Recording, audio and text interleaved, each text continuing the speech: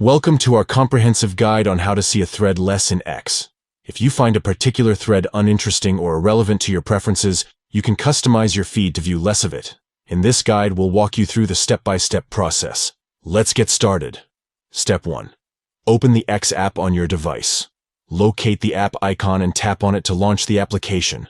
Once you're in the app, ensure you're on the home screen. Step 2.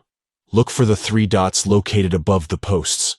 Tap on the 3 dots to access additional options and settings related to the thread. Step 3. From the Options menu, tap on Mark as not interested. This action will inform the X algorithm that you are not interested in seeing more content from that particular thread.